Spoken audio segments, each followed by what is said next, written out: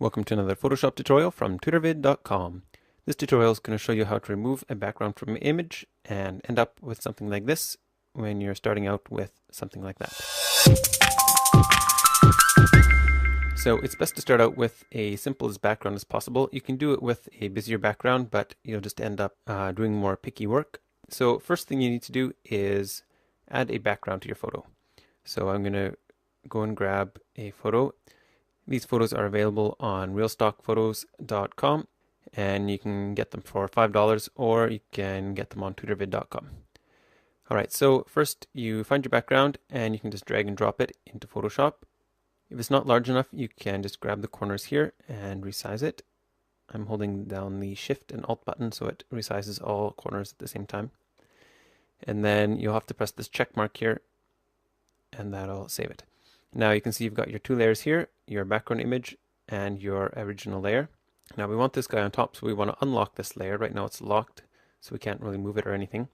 So we're going to grab this lock, just click and drag and put it in the garbage bin.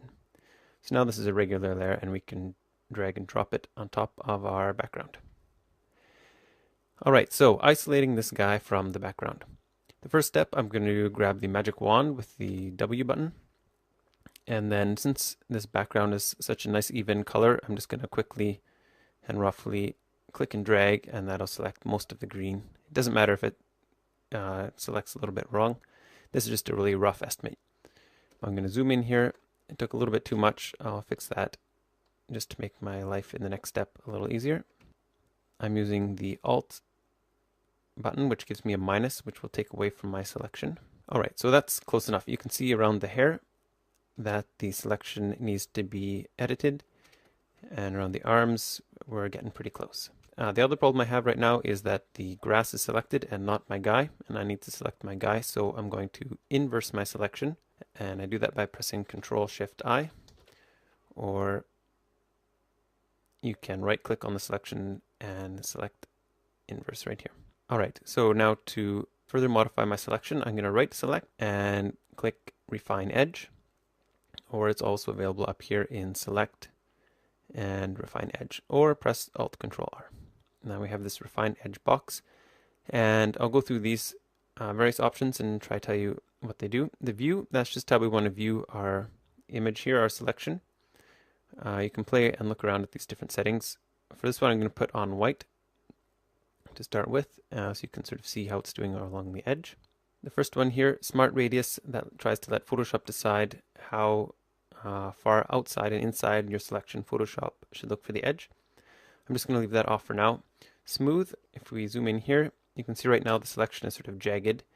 If we up the smooth, that'll smooth out our selection so there's no sort of sharp edges and makes it a little more natural. Feather, feathers the edge, and in most selections or most sort of people on a background, it's never a hard 0 pixel edge. There's always some sort of a feathery blur to the edges. So I usually put around 2 and that helps it sort of blend into the background.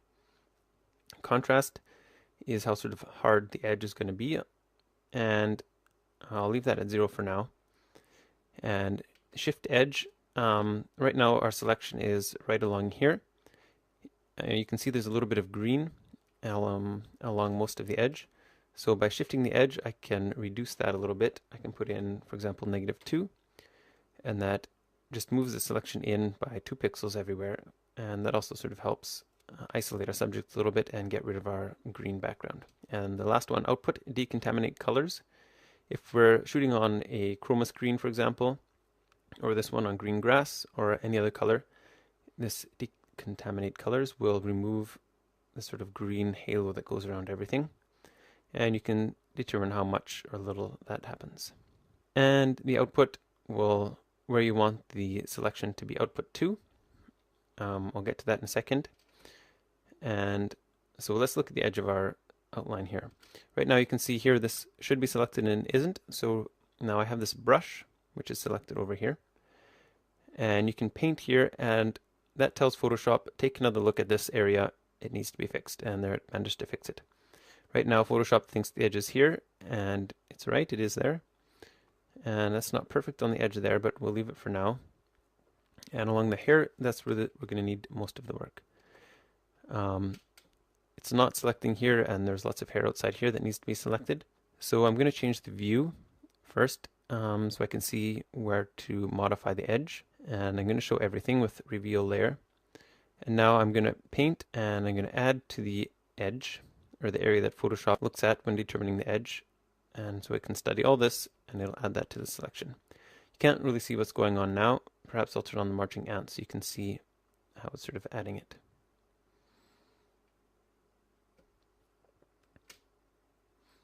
If you want to see how wide your edges are everywhere, you can click this show radius, and that'll show how much is sort of being determined in your selection. So right now here, nothing extra is being added to our selection, and up here, all this hair is going to be added to our what's determined as the edge.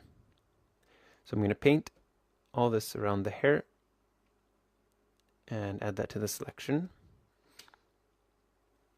You can watch my video on 10 ways to zoom around your image for ways that you can also use in this tool.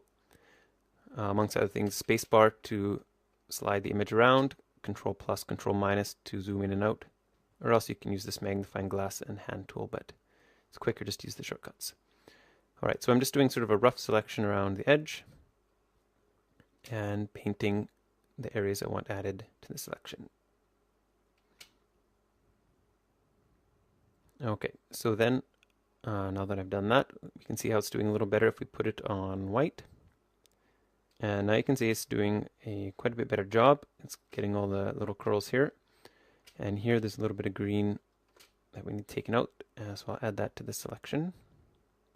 And that managed to gobble it up. A little bit here I think is missed.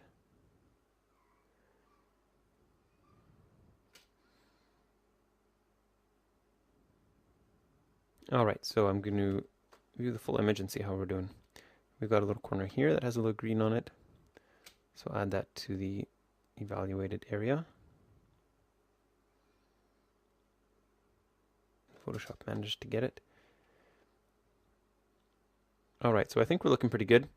Now we can choose to output our layer to a different sorts of things. A new document, we want to keep it in this document, so I'm going to pick one of these top ones. Either a new layer or a new layer with a layer mask. Since I want to work on the layer mask a little more and have more control, I'm going to put it to a new layer with layer mask and click OK. Now you can see here's our original layer, layer 0, and now our new layer here with a copy. Now to get rid of these sort of halo light areas around the hair, we want to use the burn tool. So you can press O or go over here and select burn tool. And then make sure you're working on the layer mask and not on the image or something else. So just click on the layer mask. And if you're not sure how layer masks work, watch a tutorial on those. You'll learn a lot and save a lot of time in Photoshop. And then up here, you've got some burn tool settings. And put the exposure on 50% and the range, work on the shadows. So the reason this works is because there's lots of sort of gray tones in our layer mask that's sort of halfway masking, and when you burn it, you make those areas black, and so it's 100% masking. So we can just burn and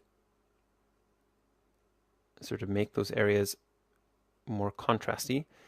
If we were in the previous tool, Refine Edge, this is sort of bumping up the contrast setting, but doing it for just specific areas of the photo.